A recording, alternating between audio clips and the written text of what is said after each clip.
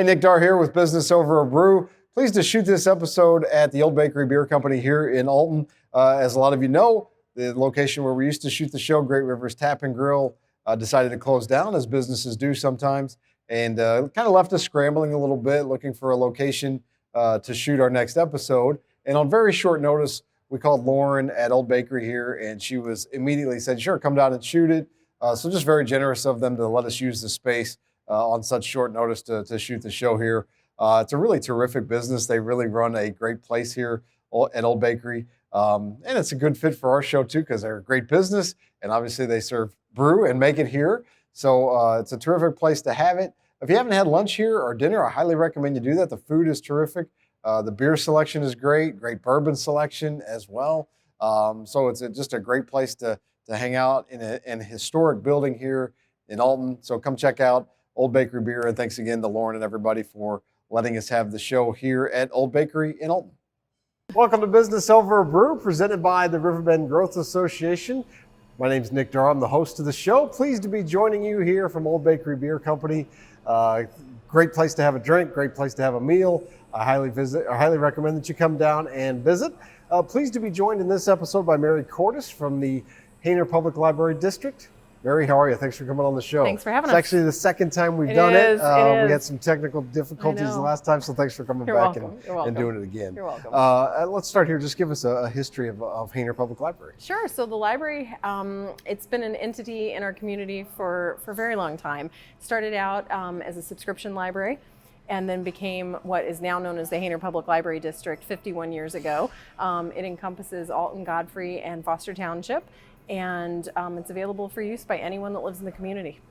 Lots of things going on. Talk about just some of the more unique things that you guys Sure. offer. I'm always fascinated by the Library of Things, number one. We do. We have the Library of Things. That's the fun thing to talk about, because it's our newest addition to the collection, and it's non-traditional library materials. So everyone thinks about books when they think of the library, but we have things that are technology-based. We have tools. We have baking kits. We have yard games. We have a bubble machine and a projectors. We have TI calculators. We have tables, Rubbermaid tables that people can check out. So the idea of the Library of Things is materials that maybe you only need to use once or twice a year, that you don't want to store at your house, or that you don't want to buy because you are only going to use it once or twice, or something that maybe you would like to use or have that's maybe out of your price range, and you can come borrow it from the library, check it out, use it for as long as you need to use it, and then bring it back. And it's just a great way to also expand our library services to people and show them that we're more than just books. We'll talk a lot more about the library as we go on, but I wanted to talk too a little bit about just your background and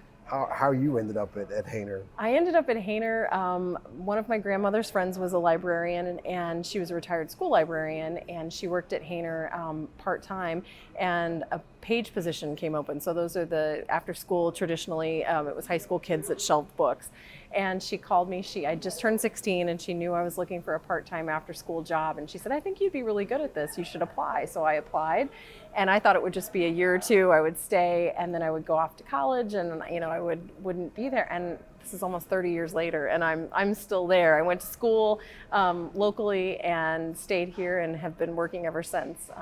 So yeah, it's been great. Talk about the roles that you've held there. Yeah, so I started, like I said, shelving books. Then I worked at the circulation desk part-time while I went to school, and then I stayed full-time in circulation, and then became the manager of the Alton Square Library back when it was still upstairs on the second floor right outside of what was then Famous Bar. And then came back downtown and managed the downtown library, and then became an assistant director, and then just last year was named the executive director of the library. And doing a great job. Thanks. So those locations have changed quite a bit. The idea of a library, I think, has changed quite a bit over the last few years with the advent of various technologies. Talk about how you guys keep up with that. Right, so it has changed. I mean, even in just relatively short amount of time that I've been there, 30 years sounds like a lot, but in terms of libraries, obviously it's not, but just in that amount of time, we've gone from having the old newspapers on a stick that you had to read to having digital ebooks, database subscriptions, the ability to have interlibrary loan materials sent from across the country in a matter of days. Technology has really changed. We have streaming movies where we had VHS tapes. Now we are able to let our patrons stream, unlimited movies and TV shows for free 24/7. It's technology has played a huge part in it, and we were sort of afraid at the beginning. Ebooks. Oh gosh, our library is going to be relevant. But the demand for ebooks is there. We offer them.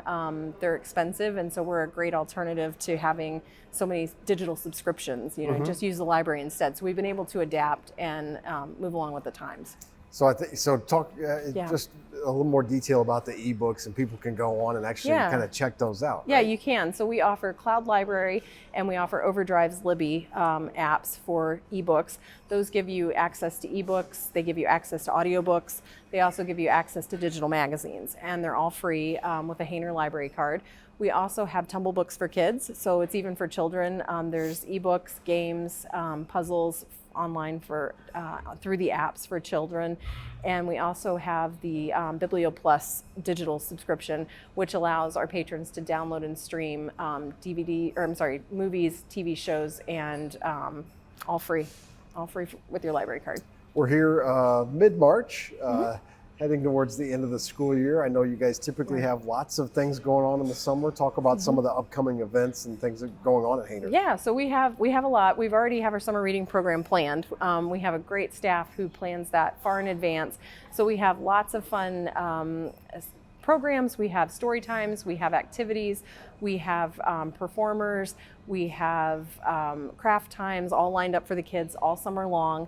We have programs lined up for adults. We have Mark Dvorak is coming in May. We're doing a partnership with Jacoby Arts Center. So we're going to have our performances that we usually have our adult programming at our Alton Square location. We're actually going to have at Jacoby Arts Center, and we hope to be able to show people who traditionally use Jacoby Arts Center, who might not use the library, things that we offer, and vice versa. And so we're going to have Mark Dvorak come in May to do a musical program. He is going to do a folk music concert for families. And then we're going to have Miss Jubilee come in June at the Jacoby Arts Center as well. So we have some adult programming lined up. We have Ed Wheatley coming to talk about sports history in St. Louis. Sure, yeah. We've had Ed Wheatley on the radio station. Okay, before, he's going to be coming to talk about St. Louis sports history. We have reading retreats. We have an adults scavenger hunt coming up. We have all kinds of different programming for all ages. We have a teen club. We have teen advisory board. We have a lot of fun. We've had a huge influx of teens starting to use library, which is unexpected. It's partly due to one of our staff members, Megan, who has just done a really great job finding out what they want and being responsive to what they want to see in the library, and it's making a big difference. I think you could answer a question that a lot of people have out and maybe watching. What do they want? What do teenagers want? Yeah, well, one of the things we were most surprised is that they wanted to help other people in the community. One of the biggest responses that we've had with this group was they wanted to, this winter when it was really, really cold, they decided they wanted to make hats and blankets and gloves for the less fortunate in our area. And they came up with that on their own at the Teen Advisory Board. So we were able to get some members of the community. The problem they had was they didn't know how to sew or knit, but that's what they wanted to do. Right, yeah. So we were able to get some community members that knew how to sew and knit. They came, they worked with the teens. That program was really successful. And they came up with that on their own. They wanted to be helpful, but they like video games, which we now have a video game collection because the teens, wanted to see it in the library, and we have it, and it gets checked out all the time. They have interactive movie nights. They have a Crime Stoppers program that they do. So they've come up with the ideas, and then we're able to implement them. I think it's pretty easy, and maybe a lot of people sit and grouse about the younger generation. So it's nice to hear stuff like that. Oh, they're fantastic. I mean, we had our local author book fair in December, which we'll hope to have again this coming December. And it was at Alton Square. It was right outside of the library. We had over 30 local authors came. They all sold their books. It was right before Christmas, do the Christmas shopping. But the teens helped us they came, they volunteered their time. They helped us take down the tables. They helped us sort through things. They're great. They're just a great group of kids, and we love having them at the library. So. You mentioned earlier an adult scavenger hunt. I wanted to come back to that. So what does that entail? So it's brand new. We have some prizes set out. We have different challenges for people. It's kind of to get people out into the community, kind of to take a look at different landmarks and things. We'll give people a challenge. We'll ask them to go out into the community and try to find a certain thing, and then come back to the library, tell us what they saw, turn in their sheet, and for each challenge that they accomplish, they get a chance to win a grand prize. And people might think, well, what does that have to do with the library? But when people are out doing the scavenger hunt and someone says, what are you doing? What are you trying to find? Well, I'm doing this at Hayner Library. Hayner Library has this program. So it's getting people out into the community, talking about the library, having fun while they're doing it, coming back, telling us what they saw in the community, and, oh, hey, while I was here, did you know that they do this, or this business does that, or this park has this, and then trying to see how we can incorporate the library into our different businesses, parks, places where people are. So yeah. Cool, very cool program. What would you say is your favorite thing about your position? Getting out in the community, for so Besides many years. Getting to do this show twice. Twice. Right, This is great. It's getting out and talking to people about the library, because, people, for so many years we were insular, and we were just, we're the library. Everybody knows what we do. But then as you start talking to people say, I didn't know you did that, or I didn't know you had that. And so that to me meant we need to get out more. We need to be part of the community and let people know what we have and go out and talk to people. So that's my favorite part. I like talking. So going out and talking to people and talking about what we have is probably my favorite part. All your locations are so cool. So many cool spots. Do you have a favorite spot in the library? Well, I love the 401. It's what now is the Genealogy and Local History Library, but it was the Children's Library when I was growing up. It's the original library building, the original Hayner building. I think it's probably the most beautiful building in Alton. I just think it's absolutely gorgeous. And kind of in the fall, winter, when it's cool outside, you can go upstairs. The fireplaces still work, so we have the fireplaces turned on, and I go up, spend a few minutes up there, and to me, it's the most perfect place in town. Awesome. Yeah, very cool. Talk about some of the mentors you've had throughout your career that have helped you get to where you are today. I had so many. Marilyn Bromagem, who was my grandmother's friend, who actually told me, I should apply at the library, was a huge influence on me at the library. She was wonderful. Jimmy Keller was my first boss. She was the person who hired me. She was the librarian downtown for years and years and years, and she's still, to this day, I mention her, and she was one of my favorite people, and she scared the heck out of me. Her expectations were so high, and I'm great. At the time, it scared me, and I was always afraid, I wasn't doing a good enough job, but it also prepared me to be serious, to take my job seriously, and that there were expectations and I had to meet them, and that was huge. And I know it's not library related, but my parents always instilled a work ethic, and to take responsibility and to be prepared, and that's helped me a great deal in my job. It's funny how you mentioned somebody that has high standards, expects a lot out of you, is tough maybe. Those are, for me too, those tend to be the ones that really stand out. Yeah, I mean, having that expectation because you want to meet it. You want to, you think, okay, you think I can do this, and I appreciate the fact that you think I can do this, and I'm going to show you that I can. And then, because that was so helpful to me, I hope that at some point, maybe 30 years from now, somebody's being interviewed at the library and says, who was helped you? And I hope that I'm doing that as well. So. And they'll say, Mary, I was really scared. Yeah, I was scared. Nobody's scared of me. I want to be scary, but I'm not. What are a couple things that you wish more people knew about the Hayner Public Library District? I think just that we're more than books. In our current newsletter that just came out this week, I actually wrote the front article about that. I think people have this perception that this library is still this very quiet place that has books, and that's about all that we have, but we have so much more. And truly, I mean, if there's not a single person that I run into, no matter where they are, as far as business, what they do for a living, what they do for a hobby, where they are socioeconomically, or anything like that, where I can't look at them and say, oh, hey, let me tell you about this thing that we offer at the library, because we have something for everyone. It doesn't matter how old you are, it doesn't matter how young you are, or what your background is. You can just come to the library and there's something for everyone. It's so greatly expanded from what it traditionally was. And the fact that it's free, I mean, that's the thing. I mean, I don't know that there's any place left where you walk in the door and everything in the building is free, and you can take advantage of that, whether it's a material that you want to check out or a service that you need to use, such as a copy machine or a fax machine, or the Wi-Fi or a computer or something that you want to check out from the Library of Things. It's all there. It's all free. You can use it. We check out laptops and hotspots. So, I mean, it's just, we've expanded our services and our programs, and I would love for people to know that. What opportunities do you foresee for the next couple of years? Moving forward digitally. I mean, we're implementing new technologies all the time. We have wireless printing that we've implemented. We are greatly expanding our ebook collection. Every year we just keep adding more money into finding more money in the budget for digital services, because people are busy, and you would love to say, I'm going to spend the afternoon at the library just walking through the stacks and seeing what they have to check out. But the reality is people are busy.